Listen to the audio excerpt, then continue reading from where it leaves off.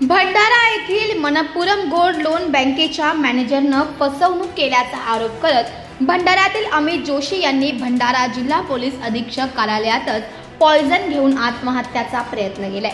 यामुळे भंडाऱ्यात मोठी खळबळ उडाली आहे। या घटनेने पोलीस अधीक्षक कार्यालयातील पोलिसांनी त्याला तातडीनं जिल्हा सामान्य रुग्णालयात उपचारांकरता दाखल केले। सध्या त्यांच्यावर जिल्हा सामान्य रुग्णालयात अतिदक्षता विभागात उपचार करण्यात येत असून प्रकृती धोक्याबाहेर असल्याची वैद्यकीय अधिकाऱ्यांची माहिती आहे। अमित जोशी यांचा मुलगा हिमांशू यानं महिनाभरापूर्वी मनप्पुरम गोल्ड लोन बँकेत 292 ग्रॅम सोनं गहाण ठेवून त्यावर सुमारे 18 लाखांचं कर्ज घेतलं होतं। मात्र ज्या कामासाठी त्यांना पैशाची गरज होती ते काम समोर ढकलल्यानं मनप्पुरम बँकेचा मॅनेजर रोहित साहू यांना जोशी यांच्याकडून ती रक्कम परस्पर फसवणूक करीत स्वतःच्या खात्यावर वळवली आणि भंडारा येथून मॅनेजर साहू हे गायब झालेत। साहू यांच्याशी वारंवार संपर्क साधला असता त्यांनी उडवाउडवीची उत्तरे दिल्याने अमित जोशी यांना शंका आली। या प्रकरणी अमित जोशी यांनी 18 ऑगस्टला भंडारा पोलिसात दाखल केलेल्या तक्रारीवरून पोलिसांनी मॅनेजर साहू याच्या विरोधात भारतीय दंडविधान 316(2), 318(4) कलमान्वये गुन्हा दाखल केलाय।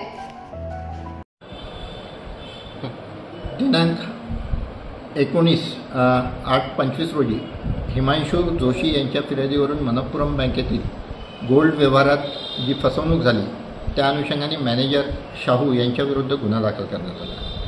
गुन्ह्याचा तपास सुरू असतानाच आज दिनांक 21 रोजी त्या फिर्यादीचे जे वडील आहे अमित जोशी यांनी पोलीस अधीक्षक कार्यालय भंडारा येथे पॉयझन घेतल्याची माहिती मिळाली।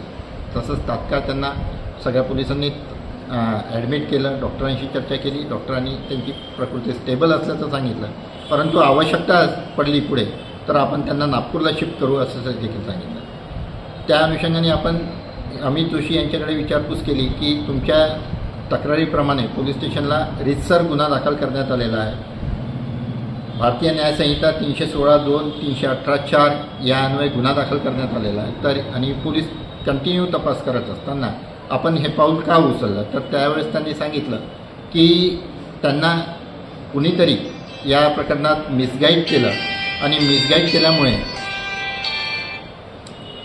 केल्यामुळे त्यांनी हे पाऊल उचललेलं आहे।